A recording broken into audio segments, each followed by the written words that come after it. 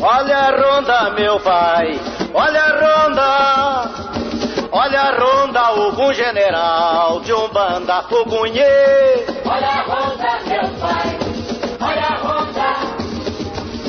a ronda, algum general de Umbanda. Segura essa ronda, Ogum, que já começou a balançar.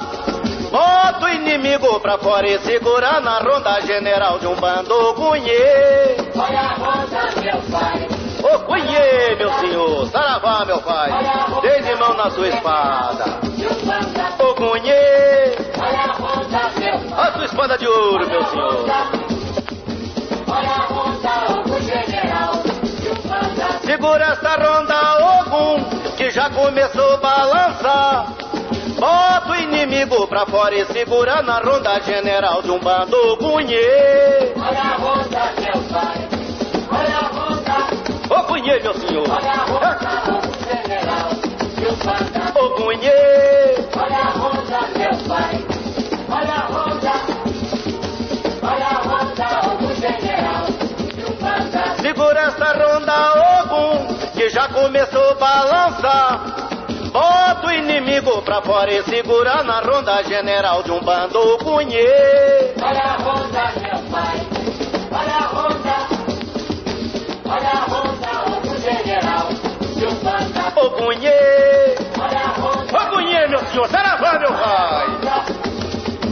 olha a ronda, algum general de Umbanda. Segura essa ronda, Ogum, que já começou a balançar. Bota o inimigo pra fora e segura na ronda, general de Umbanda Ogunhê. Olha a ronda, meu pai, olha a ronda, Ogunhê, saravá, meu senhor, saravá, o homem que tem o cavalo de ouro. de Umbanda. Ogunhê, Olha a ronda, meu pai,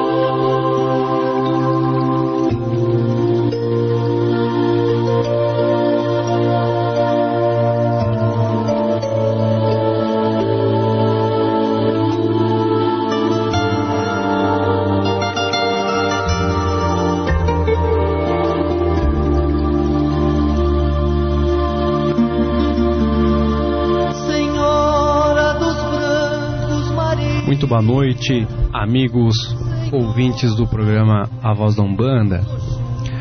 Estamos agora sintonizados aqui na Rádio Difusora Caxiense, nos estúdios da Difusora Caxiense, com o programa A Voz da Umbanda, programa este que vai ao ar todos os domingos, das 20 horas e 20 minutos às 21 horas e 50 minutos.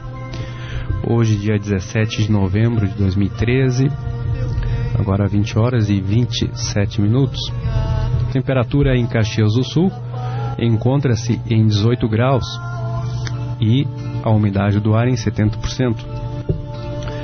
Quero dar uma boa noite também a nossos patrocinadores, que são Hermanária São Carlos, Automecânica Medeiros, Serra Mar, produtos para galvanoplastia, Escola de Teologia Umbandista e Risco Zero Assessoria e Treinamentos.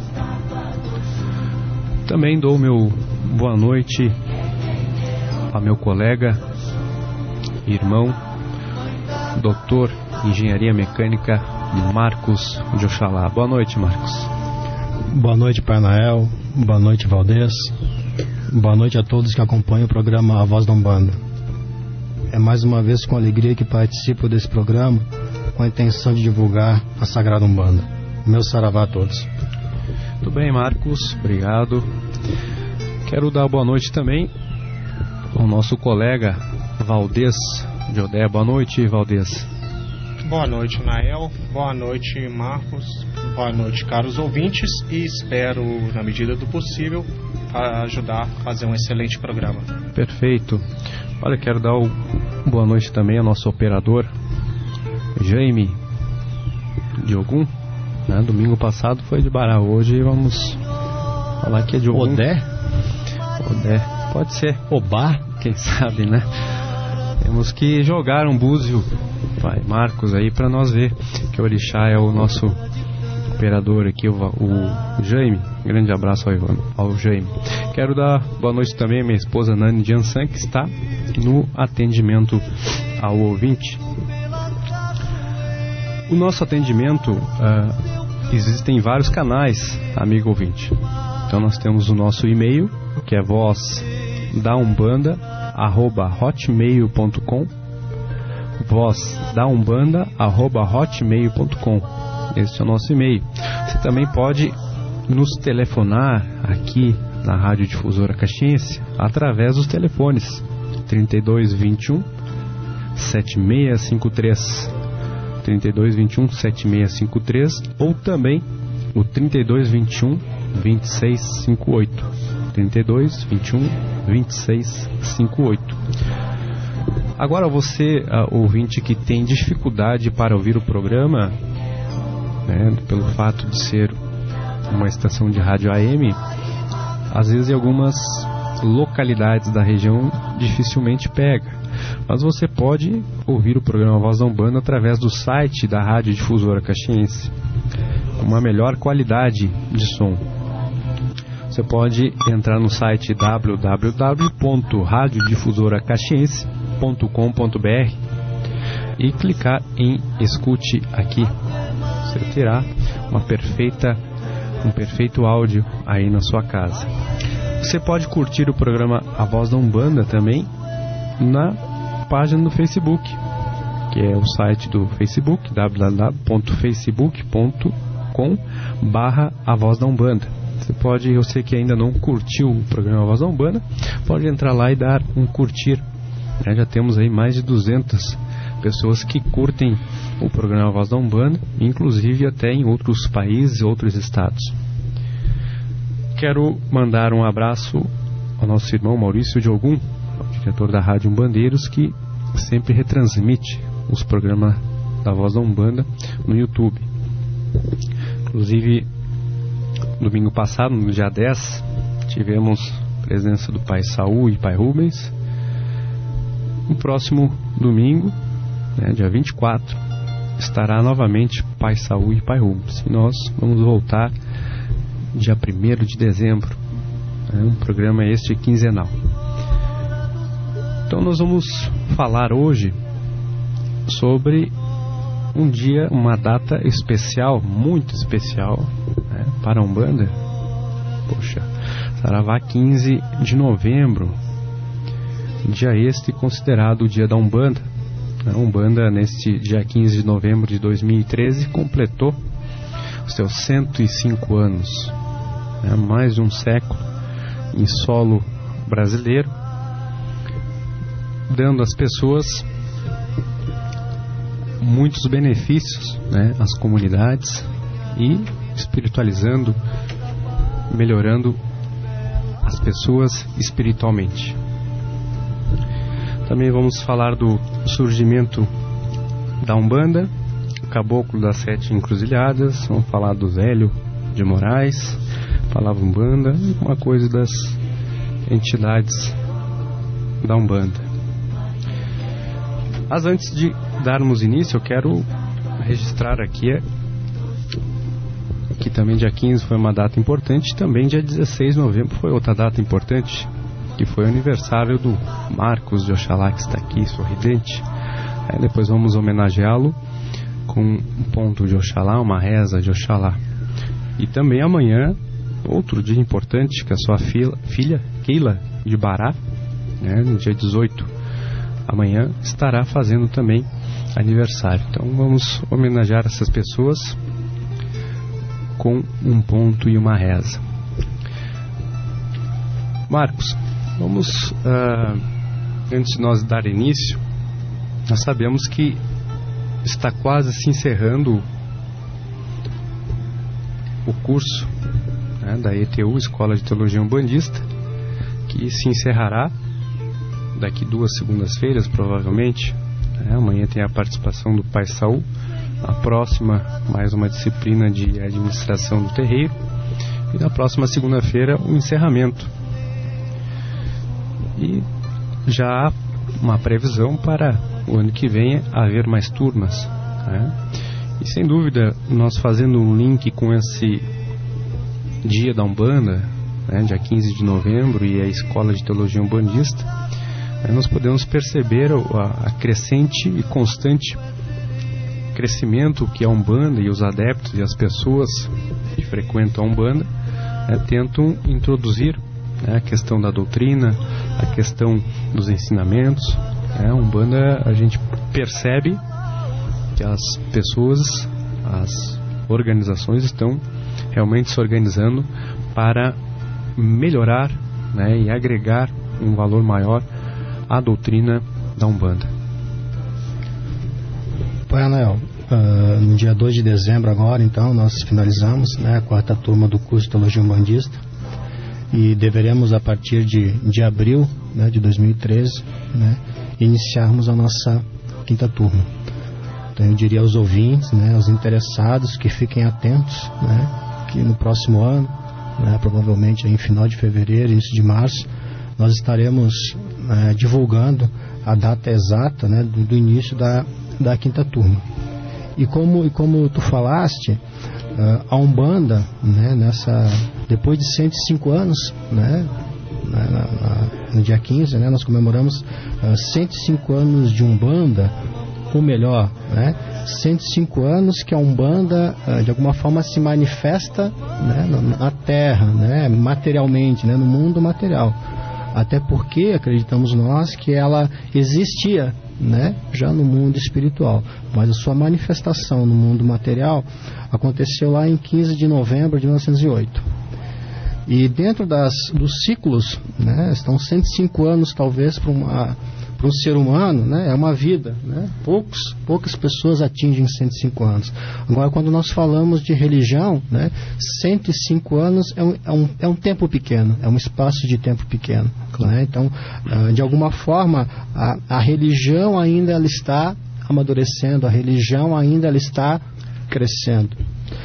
Alexandre Comino, né, no seu livro A História da Umbanda, ele estabelece algumas ondas, né, algumas passagens pelas quais a Umbanda passou e vai passar. E a dita 4ª onda, né, que começou a partir da década de 90, ela trata da maturidade da religião, né? E eu acho que nesse sentido né, ela nasceu, ela teve um grande boom, um grande crescimento no final da década de 70, na década de 80. A partir daí ela teve um decréscimo, né, no número de praticantes, né, mas talvez fosse um momento até de efetivamente continuar na Umbanda aqueles que são da Umbanda, né, e aqueles que estavam lá por modismo acabaram saindo, né, e a quarta onda ela vem tratar justamente disso, desse amadurecimento, dessa consciência, né, desse conhecimento teórico também. E a ETU, né, a Escola de Teologia Umbandista, é isso que ela propõe, né? Não basta apenas, né, o simpatizante, a pessoa de religião participar do culto. É importante que efetivamente ela conheça, né, toda a doutrina da Umbanda. E a ETU busca isso, né, propiciar as pessoas que são da religião ou que não são da religião, mas que desejam conhecê-la, né, tenham essa oportunidade. Então eu acho que a ETU, né, nessa visão de amadurecimento da religião, ela surgiu no momento adequado, né, no momento que era necessário propiciar às pessoas, né, no caso aqui da nossa cidade, né, um conhecimento mais profundo, mais teórico da religião. E a grande tendência, né, desta doutrina da Umbanda, né, é isso se propagar para outras cidades, né? Inclusive há uma tendência muito forte aí que as pessoas falam, economistas, de um forte crescimento de conhecimento, das pessoas buscar maiores conhecimentos, né? Então talvez seja assim um momento bom para a Umbanda, para se inserir, né, nessa fase de as pessoas buscar mais conhecimentos, né, e conseguir maior cidades, né, outras cidades fazerem também essas organizações de centro de estudos, como é o caso da ETU, né, que isso traz um benefício riquíssimo para a Umbanda, né, desmistifica muitas coisas, né, que ficam aí na boca das pessoas, né, e traz realmente o verdadeiro conhecimento doutrinário sobre o que é a Umbanda. Na quinta-feira, eu tive a oportunidade de participar de uma reunião e nessa reunião, né, até se comentou, e isso é uma verdade, né, o número de crianças, né, que começam a participar, né, dos cultos, né, isso é muito importante, né? Isso já se percebe que algumas famílias já começam, né, o espaço é pequeno, o espaço de tempo é pequeno, né? Então já começam a nascer crianças, né, vamos dizer assim, dentro da Umbanda, né? Seus pais, né, talvez seus avós já foram umbandistas, né, ingressaram na Umbanda, talvez os seus pais, né, tenham se criado ali, e os filhos também já começam a nascer, né? Então a gente já começa a ter uma continuidade, né? Não é simplesmente aquela pessoa que veio, eventualmente ficou algum tempo e saiu, não, as famílias já se criam, né? Talvez esse seja o termo, não sei se é o termo mais correto, mais adequado, mas as famílias já se criam dentro da Umbanda, as crianças já nascem umbandistas, elas não nascem em outra religião e vêm para a Umbanda, né? Então isso é bonito, né? Isso mostra, eu acho, um fortalecimento e um crescimento da religião. E até um fato, Marcos e Valdez, pelo amadurecimento, né, sobre o preconceito. Lembro-me que quando eu falava que eram bandistas, as pessoas ficavam apavoradas, ficavam assustadas, né? Hoje se tornou uma coisa muito comum, né, falar que meus filhos foram batizados no templo de Umbanda, no templo de Batuque, né, e fazer qualquer matrícula, né, e colocar a sua religião, é Umbanda, as pessoas encaram isso de uma forma muito natural, né? Então isso vem também com a linhagem familiar. As pessoas estão, né, vendo que há um amadurecimento na comunidade, estão também levando a Umbanda mais a sério e dando continuidade, né? Hoje as pessoas não têm vergonha de abrir um terreiro, não tem vergonha de dizer que é umbandista, de fazer sua sessão, né? Então há uma grande perspectiva que isso começar a aumentar, né, pelo fato de as pessoas não se importarem mais qual a sua religião, né, que antigamente, se você não fosse católico, você estaria de frente a Deus, né, defrontando a Deus, e isto, felizmente, é um assunto positivo, as pessoas começarem a aceitar as religiões e quebrar, né, esse preconceito. Eu estava lendo aqui agora que um importante sociólogo francês chamado Roger Bastide, que nasceu em 1898 e viveu até 1974, um sociólogo francês, ele disse que a Umbanda é a nova religião dos brasileiros e que o crescimento da Umbanda só é comparável à vertiginosa expansão do pentecostalismo. Então é fato o crescimento da Umbanda. Quanto a isso,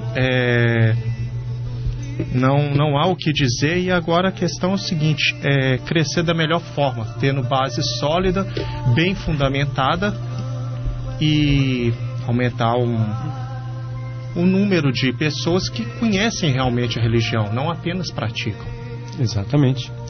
E olha, e a associação está de parabéns, que está num caminho, né, muito positivo, né, de buscar isto, de buscar a preocupação de as pessoas conhecer um pouquinho mais sobre a Umbanda, sobre a doutrina da Umbanda, né. Certamente isto está, né, se plantando muitas sementes, e que no futuro, e que já está, né, já falo desse futuro já hoje, né, está dando muito frutos, né, para a religião e para a comunidade. De alguma forma, Pai Noel, eu acredito que a Umbanda, né, passa a ser vista efetivamente como religião.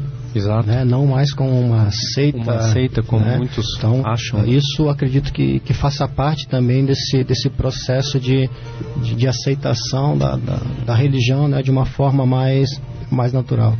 Eu gostaria de dar um abraço, né, nós recebemos aqui a presença do Rodrigo de Bará e do Ezequiel de Ogum, né, meu boa noite a eles aí que estão prestigiando o nosso programa. Exato, nossos irmãos lá na Casa Branca, sempre ouvintes assíduos, e agora começaram a estar aqui presente, fazendo uma força conosco. Então, muito obrigado pela participação, sinto-se à vontade em querer agregar aqui os assuntos conosco. E provavelmente nos próximos programas aí, né, comecem a participar efetivamente aqui ao microfone, também colaborando com o programa, né, o que nós gostaríamos muito.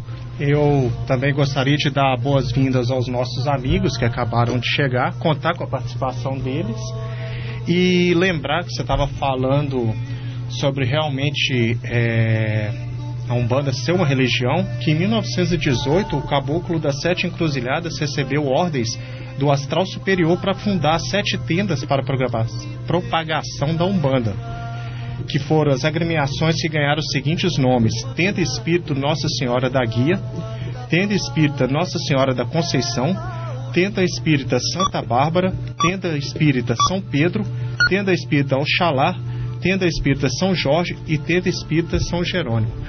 Além disso, em 1971, a senhora Lídia Ribeiro, que é presidente da TULEF, Tenda de Umbanda, Luz, Esperança e Fraternidade do Rio de Janeiro, gravou uma mensagem do Caboclo das 7 Encruzilhadas, em que ele bem falava exatamente sobre isso, que hoje nós, 105 anos depois, estamos falando.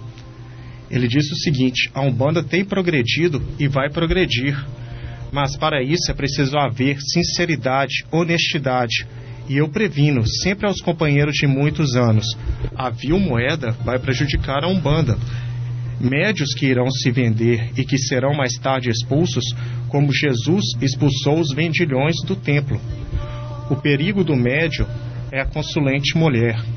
Do médium mulher é o consulente homem. É preciso estar sempre de prevenção, porque os próprios obsessores que procuram atacar as nossas casas fazem com que eu toque alguma coisa no coração da mulher que fala ao pai do terreiro, como no coração que fala à mãe do terreiro. É preciso haver muita moral para que Umbanda progrida, seja forte e coesa. Umbanda é humildade, é amor, é caridade, é a nossa bandeira. Neste momento, meus irmãos me rodeiam, diversos espíritos que trabalham na Umbanda do Brasil, caboclos de Oxóssi, de Ogum, de Xangô. Eu, porém, sou da falange, linha, do Oxóssi, meu pai, e não vim por um acaso, trouxe uma ordem, uma missão. Meus irmãos, sejam humildes, tenham amor no coração, amor de irmão para irmão, porque vossas mediunidades ficarão mais puras, servindo aos espíritos superiores que venham a baixar entre nós. É preciso que os aparelhos estejam sempre limpos, os instrumentos afinados com as virtudes que Jesus pregou aqui na terra, para que tenhamos boa comunicação e proteção para aqueles que vêm em busca de socorro nas casas de Umbanda. Meus irmãos, meu aparelho já está velho, com 80 anos a fazer, mas começou antes dos 18. Posso dizer que o ajudei a casar, para que não estivesse a dar cabeçadas, para que fosse um médium aproveitável e que pela sua mediunidade eu pudesse implantar a nossa Umbanda. A maior parte dos que trabalham na Umbanda já se passaram por essa tenda, passaram pelos que safram dessa casa. Tendo uma coisa a vos pedir, se Jesus veio ao planeta Terra na humilde de uma manjedoura, não foi por um acaso. Assim o Pai determinou. Podia ter procurado a casa de um potentato da época, mas foi acolher aquele que havia de ser sua mãe, Maria. E esse espírito que viria traçar à humanidade os passos para obter paz, saúde e felicidade. Que o nascimento de Jesus, a humildade que ele baixou à terra, sirvam de exemplos, iluminando os vossos espíritos, tirando os escuros da maldade, por pensamentos ou práticas. E aí continua a carta, que não vou me prolongar muito, mas é bem claro o que a religião veio para fazer e cabe a nós divulgar essa ideia. Claro, perfeitamente. Inclusive, depois vamos falar alguma coisa aqui sobre o Caboclo das Sete Encruzilhadas, o fundador, a entidade fundadora da Umbanda, sobre essa missão, né, da abertura dessas tendas de Umbanda, né, que se propagaram no Brasil inteiro e hoje são muitas referências, né, sobre Umbanda. Olha, eu quero deixar aqui um recado para o Pai Rubilar. Atenção, Pai Rubilar, que no programa, alguns programas atrás, nós ficamos de colocar o seu ponto, a sua solicitação de Ogundilê. Então daqui a pouco nós vamos colocar o seu ponto, né, pedir desculpas, mas foi devido ao tempo que não conseguimos colocar o seu ponto. E também o João Otávio, né, que solicitou o ponto do Rei Congo, e que também vamos colocar na sequência. Então, agradecer ao Pai Rubilar e o João Otávio, que são pessoas ouvintes assíduos do programa. Também a Janete, grande abraço a Janete, que pede uma prece de cura. Vamos colocar sim, né? Pedir que todos os guias da parte espiritual de cura, né, cura aquela pessoa, Janete, que você está destinado, ou até mesmo você, enfim, né, vamos colocar esta prece de cura para você. Só reforçando um pouco daquilo que o Valdez colocou, na minha opinião, né, as religiões em sua essência elas são boas, né? Normalmente elas acabam se desvirtuando em função do ser humano, né? O ser humano pelo seu ego, né, pela sua ganância, né, pelo seu lado negativo, né? Ele acaba muitas vezes utilizando da religião para seu benefício próprio, né? Então esse é o grande cuidado, às vezes, que nós temos que ter, né, no mundo, né, das religiões. Nós falamos muito, né, que não existe nenhuma religião ruim, né, porque quem faz a religião, na verdade, somos nós. Então, cabe a mim ver qual caminho eu quero seguir dentro dessa religião, se é o lado do bem, o lado da caridade, se é o lado negativo, né? Então, se falar, existe Umbanda ruim, não existe Umbanda ruim.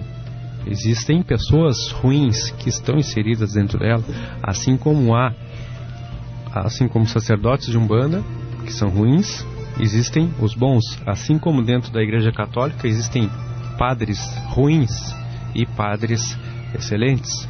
Então não podemos denominar esses nomes para qualquer religião, se é boa ou se é ruim, né? Cabemos nós a enxergar a pessoa que está conduzindo aquela fé, aquela religião. Até porque, né, a religião é o religar, né, é o aproximar novamente, né, o homem a Deus, né? Então, na essência, as religiões elas são puras, né, boas. Muito bem, vamos colocar aqui, eu fiz um áudio, perdoe-me se não está muito bom, mas eu fiz um áudio aqui contando o surgimento da Umbanda, né, do livro do Ronaldo Linares, né, Iniciação à Umbanda, que, poxa, fala um texto ali sobre o surgimento da Umbanda bem completo, inclusive um texto mais completo que eu vi sobre o surgimento da Umbanda é o do Ronaldo, até pelo fato de ele ter conhecido o próprio Zélio Fernandino de Moraes, ter se aproximado, ter aprendido, né, como fazer Umbanda com o próprio Zélio Fernandino de Moraes. Quando nós vamos, o Zélio Fernandino de Moraes, para quem não sabe, é o nosso fundador da Umbanda, é o médium que fundou a Umbanda e juntamente com seu caboclo das 7 encruzilhadas que trouxeram do plano astral para o plano físico, né, a Umbanda, isto em 15 de novembro de 1908. Então a Umbanda, no dia 15, na sexta-feira, completou 105 anos. Então vamos ouvir aqui o áudio e depois retornaremos dando continuidade deste assunto.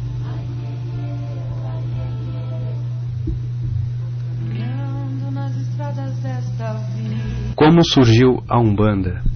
Texto extraído do livro Iniciação à Umbanda, de Ronaldo Linares, Diamantino Trindade e Wagner Costa.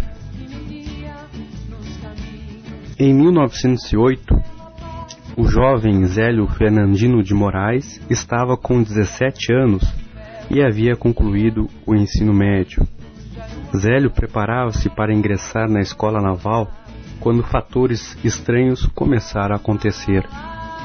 Às vezes, ele assumia a estranha postura de um velho, falando coisas aparentemente desconexas, como se fosse outra pessoa e que havia vivido em outra época. Em certas ocasiões, sua forma física lembrava um felino lépido e desembaraçado que parecia conhecer todos os segredos da natureza, os animais e as plantas. Esse estado de coisas logo chamou a atenção de seus familiares, principalmente porque ele se preparava para seguir a carreira na Marinha, como aluno oficial. As coisas foram se agravando e os chamados ataques repetiam-se cada vez mais com maior intensidade. A família recorreu então ao médico Dr. Epaminondas de Moraes, tio de Zélio e diretor do hospício de Vargem Grande. Após examiná-lo e observá-lo durante vários dias, reencaminhou a família, dizendo que a loucura não se enquadrava em nada do que havia conhecido, ponderando ainda que seria melhor levá-lo a um padre, pois o garoto mais parecia estar endemoniado. Como acontecia com quase todas as famílias importantes, também havia na família Moraes um padre católico. Por meio desse sacerdote, também tio de Zélio, foi realizado um exorcismo para livrá-lo daquele incômodo. Entretanto, nem nesse, nem nos outros 2 exorcismos realizados posteriormente, inclusive com a participação de outros sacerdotes católicos, conseguiram dar aos Moraes o tão desejado sossego, pois as manifestações prosseguiram apesar de tudo. Depois de um certo tempo, Zélio passou alguns dias com uma espécie de paralisia, quando, repentinamente, se levantou e se sentiu completamente curado. No dia seguinte, voltou a caminhar como se nada tivesse ocorrido. Sua mãe, Dona Leonor de Moraes, levou-o a uma curandeira, muito conhecida na região, Dona Cândida, que incorporava o espírito de um preto velho chamado Tio Antônio. Essa entidade conversou com Zélio e, fazendo suas rezas, disse-lhe que possuía um fenômeno de mediunidade e deveria trabalhar para a caridade. O pai de Zélio, o Sr. Joaquim Fernando Costa, apesar de não frequentar centros espíritas, já era um adepto do espiritismo, fazendo muitas leituras desse gênero. No dia 15 de novembro de 1908, por sugestão de um amigo de seu pai, Zélio foi levado à recém-fundada Federação Espírita de Niterói, município vizinho àquela onde residia a família Moraes, ou seja, Neves.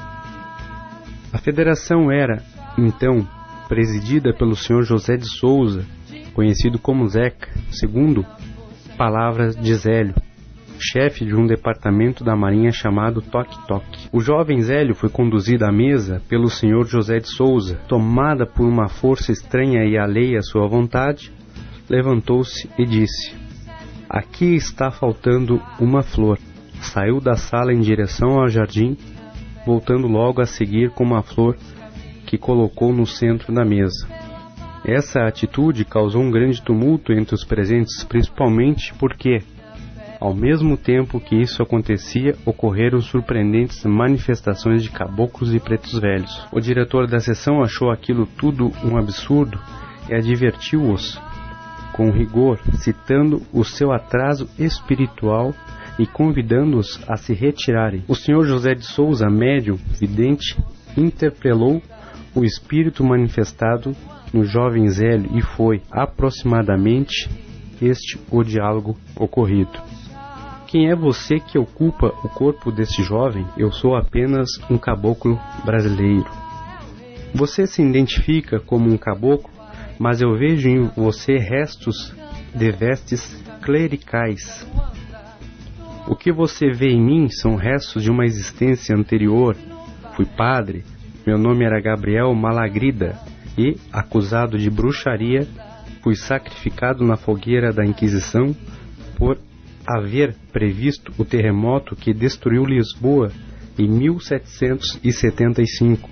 Mas, em minha última existência física, Deus concedeu-me o privilégio de nascer como um caboclo brasileiro." "E qual o seu nome?" "Se é preciso que eu tenha um nome, digam que eu sou o caboclo das 7 encruzilhadas, pois para mim não existirão caminhos fechados. Venho trazer a Umbanda, uma religião que harmonizará as famílias e que há de perdurar até o fim dos tempos." No desenrolar dessa entrevista, entre muitas outras perguntas, o Sr. José de Souza interrogou se já não bastavam as religiões existentes e fez a menção ao espiritismo, então praticado, e foram essas as palavras do caboclo das 7 encruzilhadas: "Deus, em sua infinita bondade, estabeleceu na morte o grande nivelador universal. Rico ou pobre, poderoso ou humilde, todos se tornam iguais na morte. Vocês, homens preconceituosos, não contentes em estabelecer diferenças entre os vivos, procuram levar essas mesmas diferenças até mesmo além da barreira da morte. Por que não podem nos visitar esses humildes trabalhadores do espaço? Se apesar de não haverem sido pessoas importantes na Terra, também trazem importantes mensagens do além? Por que não os caboclos, os pretos velhos? Acaso não foram eles também filhos de Deus?" A seguir, fez uma série de revelações sobre o que estava à espera da humanidade. Este mundo de iniquidades mais uma vez será varrido pela dor, pela ambição do homem e pelo desrespeito às leis divinas. As mulheres perderão a honra e a vergonha, a vil moeda comprará caráteres, e o próprio homem se tornará efeminado. Uma onda de sangue varrerá a Europa, e quando todos pensarem que o pior já foi atingido, uma outra onda, muito pior do que a primeira, voltará a envolver a humanidade, e um único engenho militar será capaz de destruir, em segundos, milhares de pessoas. O homem será uma vítima de sua própria máquina de destruição. Prosseguindo diante ao Sr. José de Souza, diante ainda do Caboclo das 7 Encruzilhadas. Amanhã, na casa onde o meu aparelho mora, haverá uma mesa posta a todo e qualquer entidade que queira se manifestar, independentemente daquilo que haja sido em vida. Todos serão ouvidos, e nós aprenderemos com aqueles espíritos que souberam mais, e ensinaremos aqueles que souberem menos, e a nenhum viraremos as costas, nem diremos não, pois esta é a vontade do Pai. E a que nome darão a esta igreja? Perguntou José ao Caboclo das 7 Encruzilhadas. Ele responde: Tenda Nossa Senhora da Piedade, pois da mesma forma que Maria amparou nos braços o filho querido, também serão amparados os que se socorrerem da Umbanda. O Sr. José de Souza fez ainda uma última pergunta. Pensa o irmão que alguém irá assistir o seu culto? Ao que o Caboclo das 7 Encruzilhadas respondeu: Cada colina de Niterói atuará como porta-voz, anunciando o culto que amanhã iniciarei. No dia seguinte, na rua Floriano Peixoto, número 30, em Neves, município de São Gonçalo, estado do Rio de Janeiro, o caboclo baixou. Na sala de jantar da família Moraes, às 20 horas, no dia 16 de novembro de 1908. Um grupo de curiosos kardecistas e dirigentes da Federação Espírita de Niterói estavam presentes para ver como seriam essas incorporações, para eles indesejáveis ou injustificáveis. Logo após a incorporação, o caboclo foi atender um paralítico, curando imediatamente. Várias pessoas doentes ou perturbadas tomaram passes e algumas se disseram curadas. O diálogo do Caboclo das 7 Encruzilhadas, como passou a ser chamado, havia provocado muita especulação e alguns médios haviam sido banidos das mesas kardecistas por haverem incorporado caboclos, crianças ou pretos velhos. Solidaram-se com aquele garoto que parecia não estar compreendendo o que lhe acontecia e que de repente se via como líder de um grupo religioso.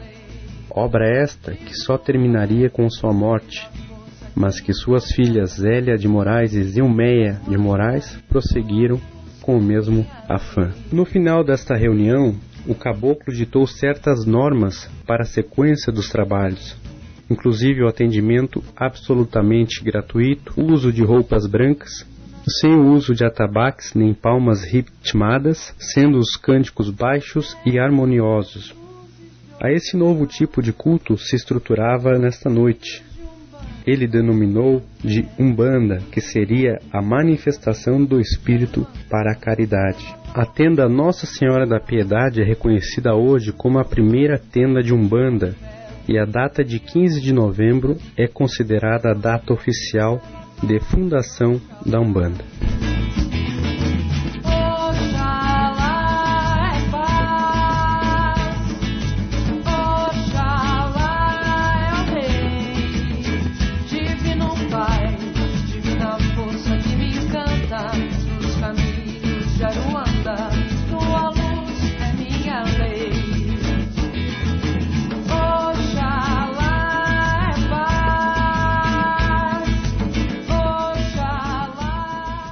Ogunilê, meu pai, tô lhe chamando. Ogunilê, meu pai, tô lhe esperando. Ogunilê, meu pai, tô lhe chamando. Ogunilê, meu pai, tô lhe esperando. Com sua espada, sua lança na mão, Ogunilê é vencedor de demanda.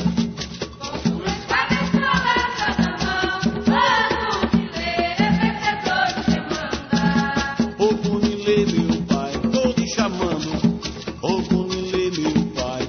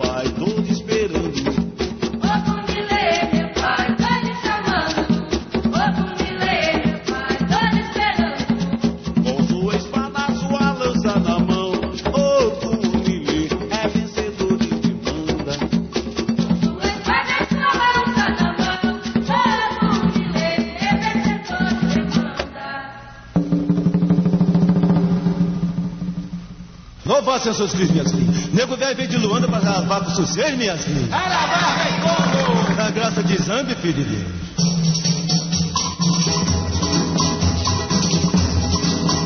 Rei Congo, gato temo gango, é naru cai, é naru anda aí. Rei Congo, gato temo gango, na tua banda eu quero ver seu rei do Congo. Rei Congo, gato temo gango, é naru cai, é naru anda aí. Rei Congo, gato temo gango, na tua banda eu quero ver. Rei Congo nasceu no Congado, foi criado em Luanda. Rei Congo é ganga coroado, Rei Congo é catuté de Umbanda. Rei do Congo, Rei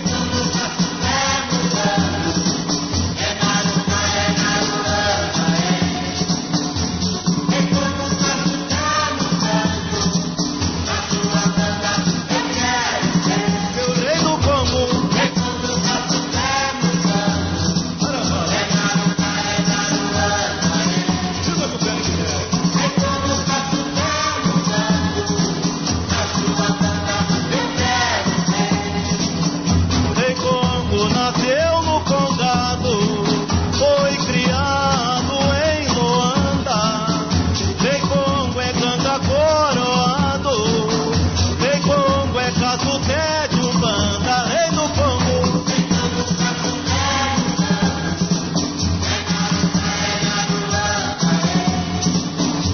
Rei Congo, gato temo gango, é naru cai, é naru anda aí. Rei Congo, gato temo gango, na tua banda eu quero ver. seu rei do Congo. Rei Congo, gato temo gango, é naru cai, é naru anda aí.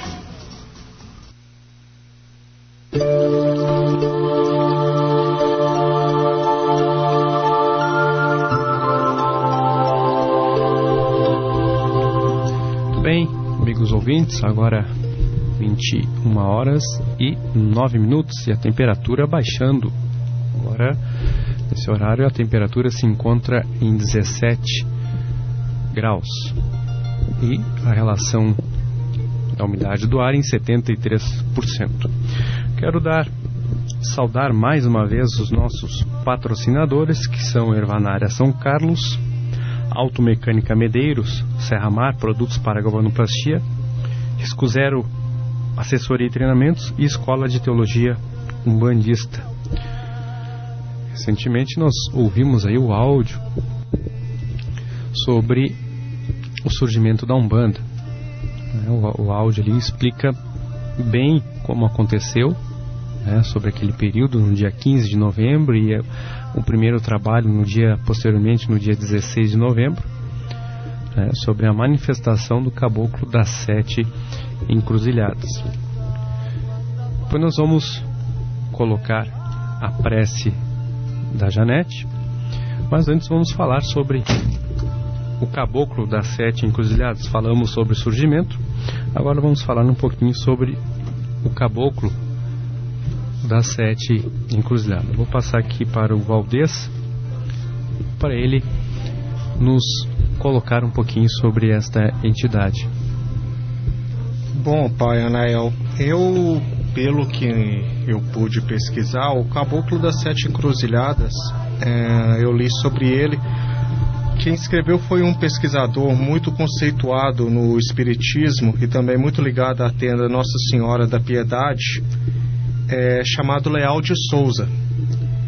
Ele diz que o Caboclo das 7 Encruzilhadas, ele pertence à falange de Ogum e, sob a irradiação da Virgem Maria, desempenha uma missão ordenada por Jesus. O seu ponto emblemático representa uma flecha atravessando o coração de baixo para cima.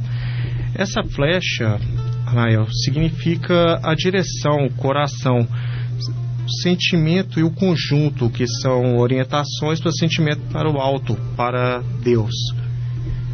Ele diz também que o Caboclo das 7 Encruzilhadas iniciou uma cruzada vencendo na ordem material, obstáculos que se renovam quando vencidos. E qual quais o maior é a qualidade das pedras com que se deve construir o novo templo. Entre a humildade e a doçura extremas, a sua piedade se derrama.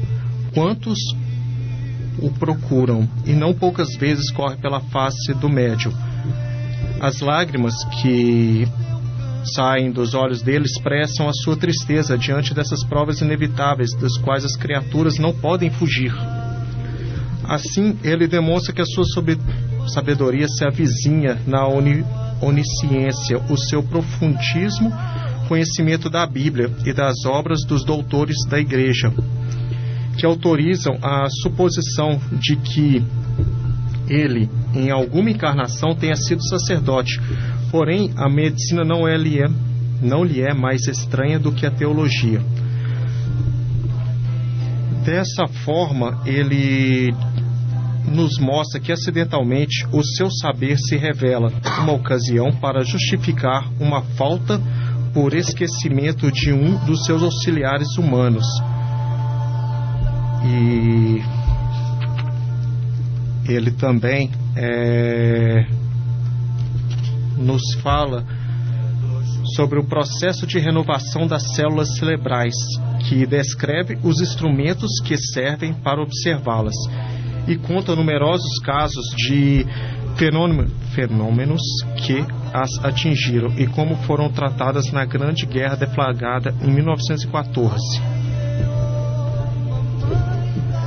Também fala que a linguagem do Caboclo dos Sete Encruzilhadas varia de acordo com a mentalidade do seu auditório, ora chã, ora simples, sem um atavio, ora fulgurante nos arroios de alta eloquência. Nunca desce tanto que se abstarte, nem se eleva demais que se torne acessível. Ou seja, ele fala de uma maneira entendível por aqueles que o procuram. Ele está sempre procurando falar da forma mais clara possível. Essa é uma das principais características do Caboclo das Sete Encruzilhadas. Muito bem, e veja que interessante, né? Quando ele fala do Caboclo das Sete Encruzilhadas, da sua linhagem, né? Que vem de Ogum, claro. Caboclo das Sete Encruzilhadas tem uma extensão também de Bará ou de Exu, né? Mas também ligado, vinculado a Ogum, e Ogum é uma entidade desbravadora, certamente. Então, procurando falar da forma mais clara possível. Essa é uma das principais características do Caboclo das Sete Encruzilhadas. Muito bem, e veja que interessante, né? Quando ele fala do Caboclo das Sete Encruzilhadas, da sua linhagem, né? Que vem de Ogum, claro. Caboclo das Sete Encruzilhadas tem uma extensão também de Bará ou de Exu, né? Mas também ligado, vinculado a Ogum, e Ogum é uma entidade desbravadora, certamente. Então, não são do médium, né? A real função dele que vai exercer ali dentro daquele tempo, se é o que vem. E a questão da simplicidade, né, não se deve considerar ela como uma questão de ignorância, né? Falar de uma forma simples, falar de uma maneira que qualquer pessoa possa compreender, necessita com certeza de uma grande sabedoria para poder transmitir aquilo que precisa ser transmitido. E muitas vezes, né, algumas pessoas acabam entendendo simplicidade com ignorância, e simplicidade não é ignorância. Talvez falando sobre o ponto de vista da engenharia, talvez os melhores projetos são aqueles mais simples. Claro. Né? Que você consegue executar a função de uma forma simples. Né? E essa é a grandiosidade dos fatos. Escrever bem é a arte de cortar palavras. Quanto a pessoa dizer o máximo possível em menos palavras. Falando do Caboclo das Sete Encruzilhadas, não dá para não citar sempre e lembrar algo do Zélio Fernandino de Moraes. Eu lembro que eu estava pesquisando que no dia do enterro dele, ele já debilitado, com 84 anos de luta, o corpo dele encontrava-se gasto, magro e ocupava uma urna comum.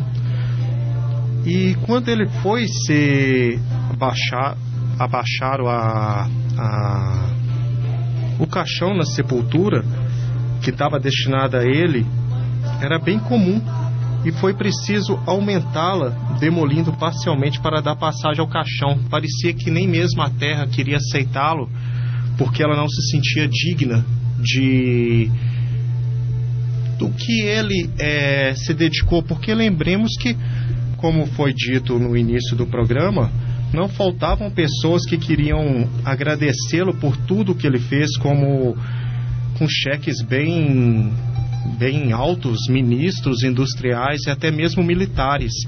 E ele sempre ouvia do caboclo da Sete Encruzilhada: não os aceite, devolva-os, ordenava sempre o caboclo. Isso mostra simplicidade. É complicado falar disso sem lembrar até mesmo do Chico Xavier, né? Exato. Que não ficou com dinheiro nenhum de tudo que ele fez. Ele vivia do trabalho dele como funcionário público. Ser simples, voltamos ao que o Marcos falou, não significa ser ignorante. Uma coisa não tem nada a ver com a outra. Exatamente. Muito bem. Então veja a importância, né, que Dino, né, deixou para nós, e foi quando estava aqui no plano físico, né, que até na hora da sua sepultura, parece que algo demonstrava que tamanho era a construção que deixara aqui, que nem coube, né, em sua sepultura. Tiveram que naquele momento quebrar e aumentar, porque não cabia o seu caixão, o seu corpo ali dentro. Então, demonstrando claramente, né, a grandeza que eu digo interna que havia dentro daquele homem, daquele ser, certamente, né? Tivemos agora no dia 15, até inclusive saiu uma reportagem na sexta-feira, dia 15 de novembro, sobre o Dia da Umbanda na praça. Bandistas levam atividades ao centro da cidade, encerramento será na escadaria da catedral. Então, houve aqui um cronograma de atividades, né, que começou no dia 15 e foi até no sábado, pela manhã, aliás, até a tarde, até as 14 do sábado. Então, quem organizou isso aqui foi o Ademir, que é representante regional do Superior Órgão Internacional da Umbanda e Cultos Afros, SOI, e idealizador, da programação. E uma coisa que isso é importante nós falar, que não tem vínculo com a associação, né? Muitas pessoas dizem, é evento da associação, a gente vê muitas ligações, né? Que dizem, se é da associação nós vamos, se não for não vamos, né? Então realmente este evento aqui não está vinculado à Associação de Umbanda Caxias, é de outra organização, inclusive internacional. Mas o que nos chama a atenção, Marcos, é que tem uma entrevista aqui que o pioneiro fez a Umbanda pelo um olhar teológico. Então teve aqui um padre, doutor em teologia e professor de diálogo intercultural e interreligioso da PUC, Rio Grande do Sul, o Frei Luiz Carlos Suzin, que aqui ele explica, né, foi feita uma entrevista e ele explica a relação da Umbanda com os santos católicos, a diferença entre Candomblé e Umbanda e a visão teológica das oferendas. O que nos chama a atenção é que, pelo fato de, quando se tratar de falar algo, se busca sempre uma pessoa que é de cunho religioso daquela religião, né?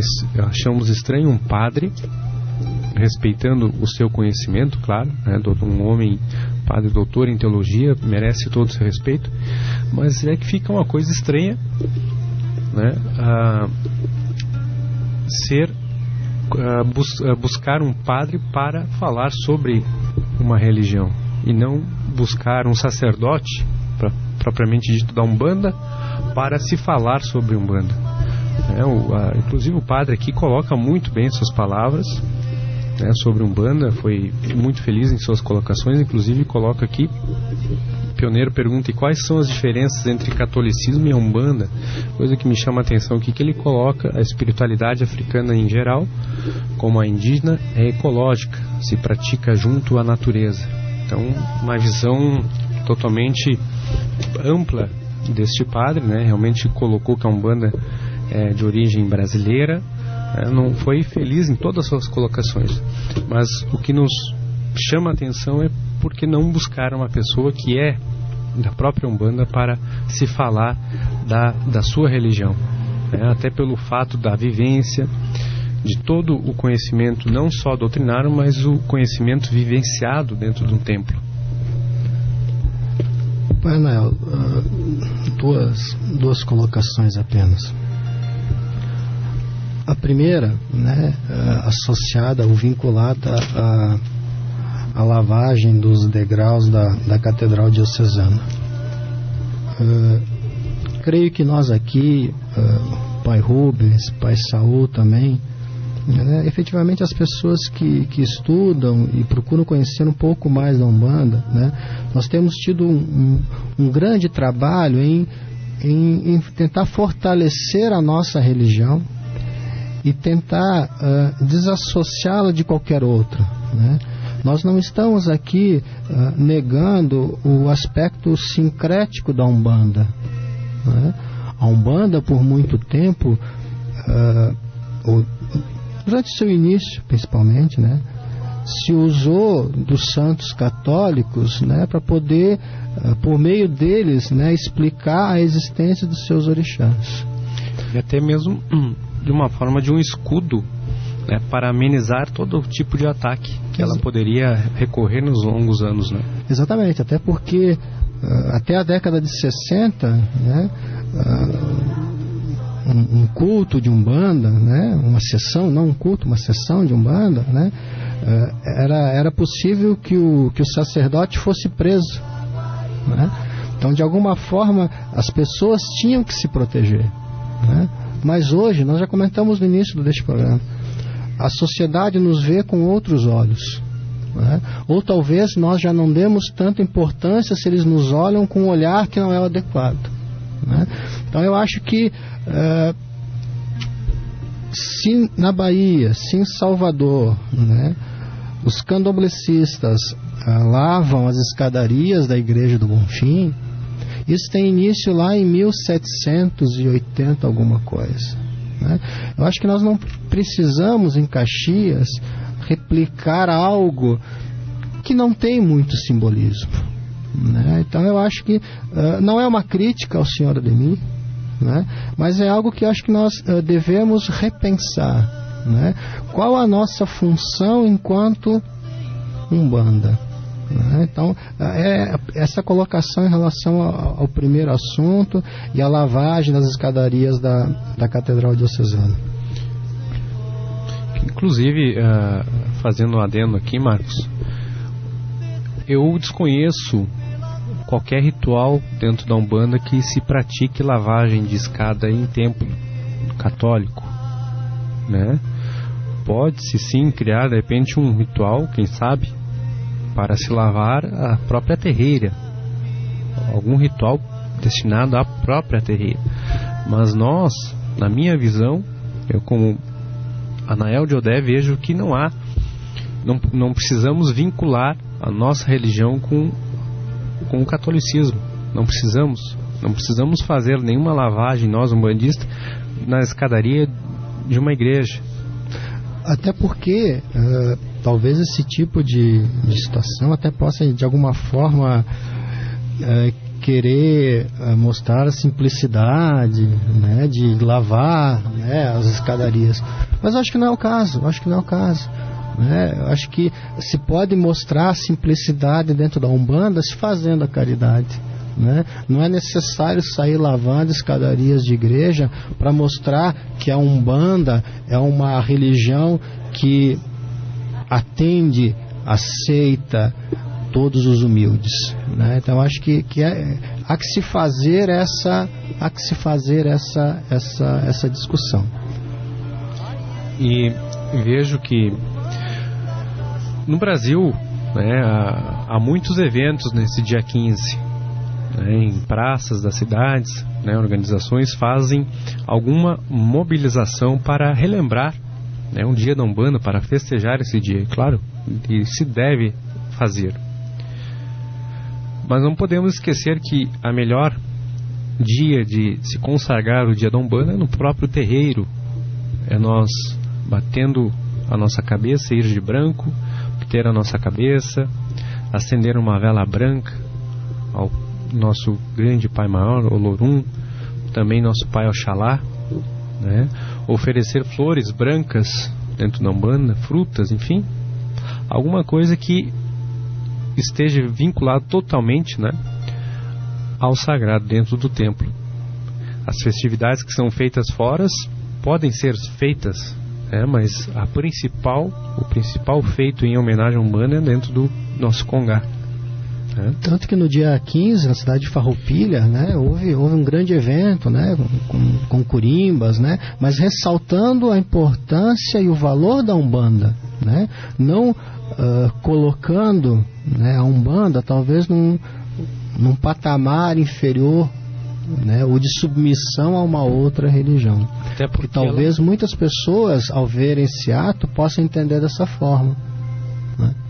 E até mesmo, porque a Umbanda é reconhecida como uma religião, né, e tem a sua data, dia 15 de novembro, e registrada pela presidente Dilma.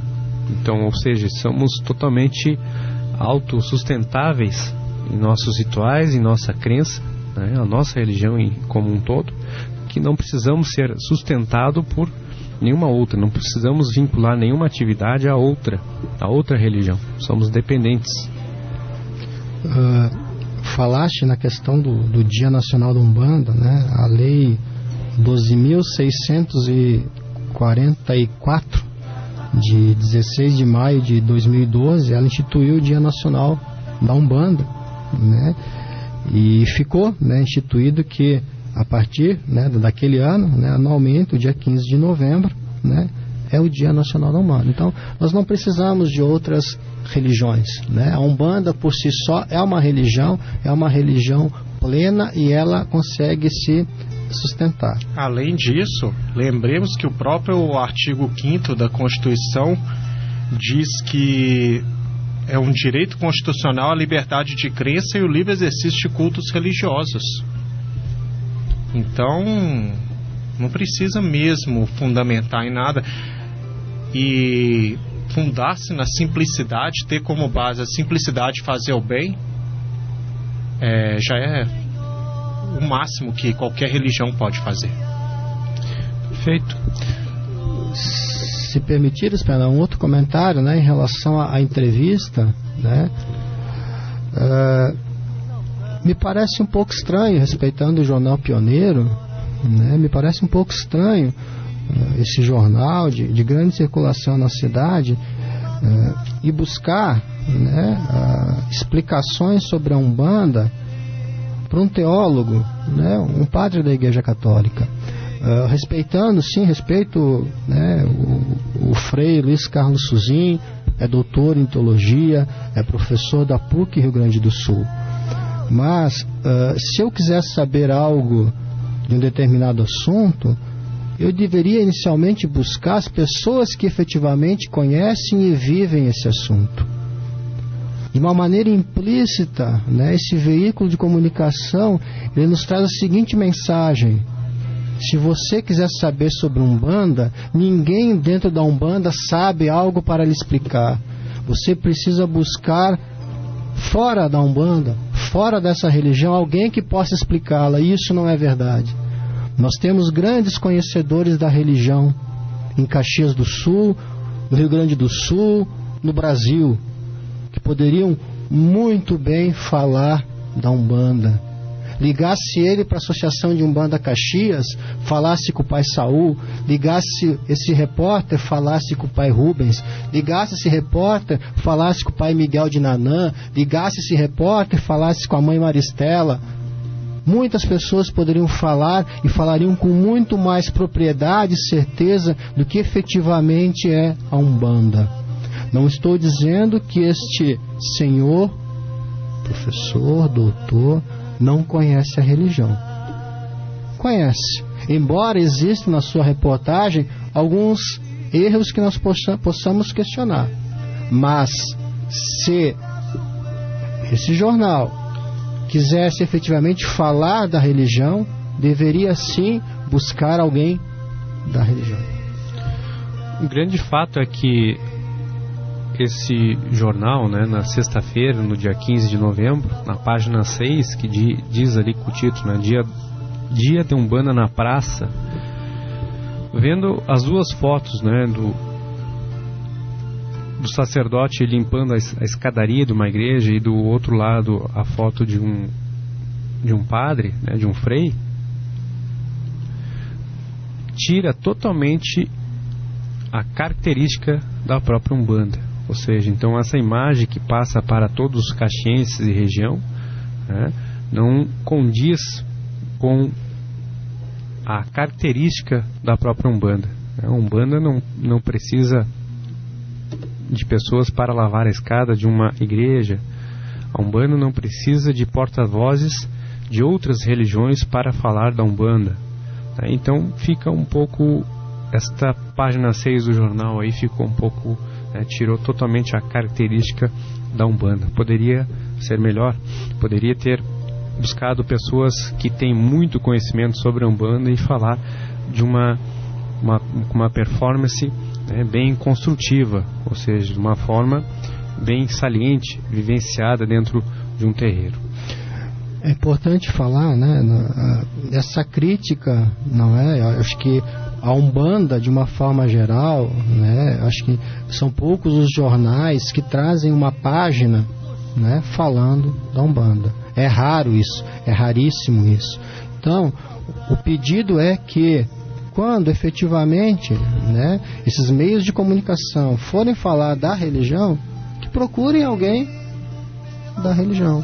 Porque senão alguns equívocos podem isso, acontecer. Muito bem, Valdez, a palavra que me faltava é essa. Alguns equívocos podem ficar marcados. E aí a pessoa, quando lê, não vai saber efetivamente o que é ou o que deveria ser, né? Então há que se tomar esses cuidados, né? Quando você está falando de uma religião, você está colocando milhares de pessoas, né? Então eu provavelmente, né, respeitando, novamente volto aqui a dizer, respeitando a figura do Frei Luiz Carlos Suzin, né? Ou talvez vamos pegar assim, do Papa, né? O Papa Francisco, né?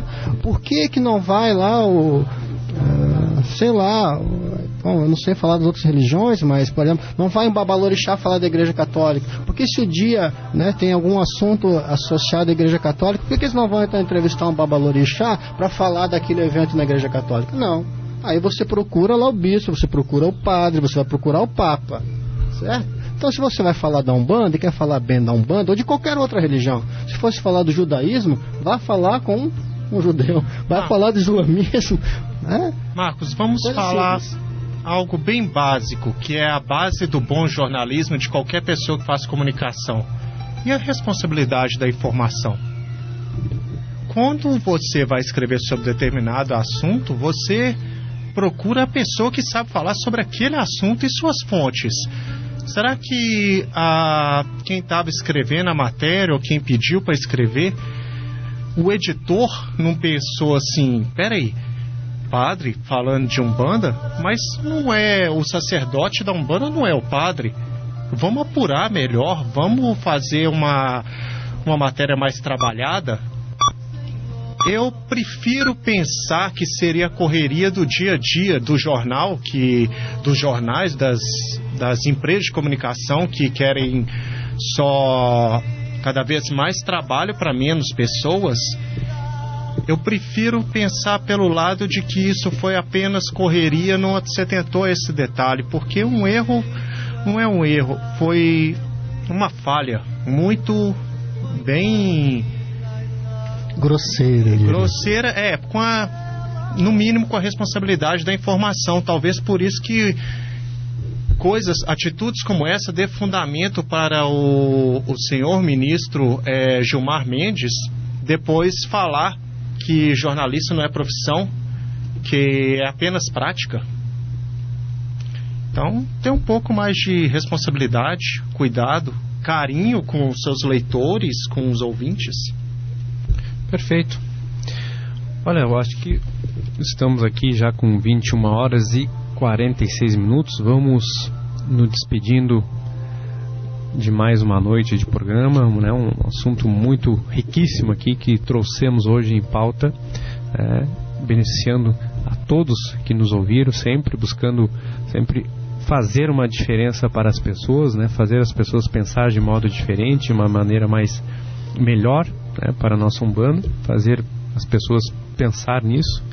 Então queremos nos despedir. Vou começar com o Valdez, porque nós vamos deixar o espaço aqui final para as solicitações. Inclusive o Valdez tem solicitações, né? Tenho sim, Anael. O Pai Rubilar parabeniza todos os umbandistas pelo Dia Nacional. e pede um hino da Umbanda. E outro que nos ligou também foi o João Otávio, que parabeniza o assunto e os componentes que nós que estamos aqui debatendo.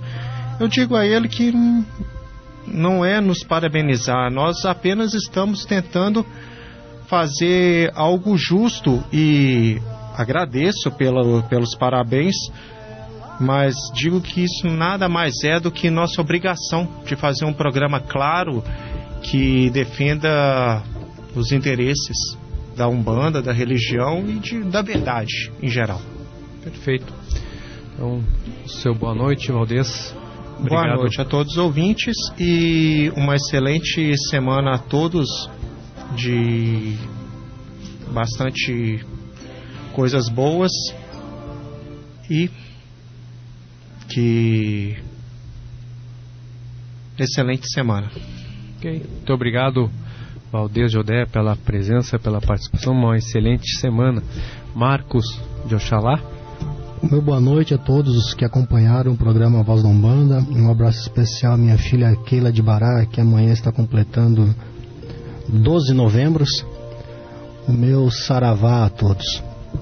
Bem, obrigado, Marcos. Obrigado ao Ezequiel que está aqui, ao Rodrigo de Bará, Ezequiel de Ogum, ao Jaime, a minha esposa Nani de Ansan, a Keila que está de aniversário amanhã.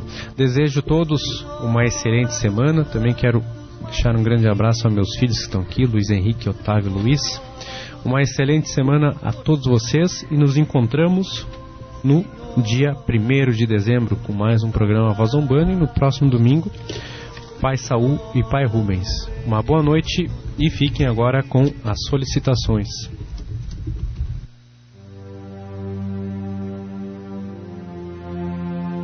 Oração para a cura.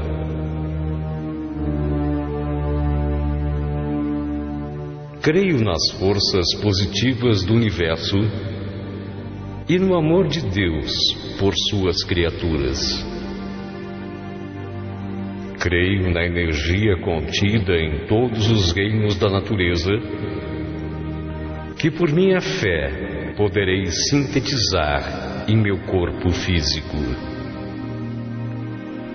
Creio na integração harmoniosa do meu ser a esse conjunto, que é uma parte da divindade. Creio na participação da vontade de Deus, para que eu cumpra com êxito as predestinações que me estão reservadas. Mas sei que o Senhor me libertará de todos os males que eu não mereço, com a colaboração dos médicos da matéria e da espiritualidade. sob o comando de Jesus. Amém.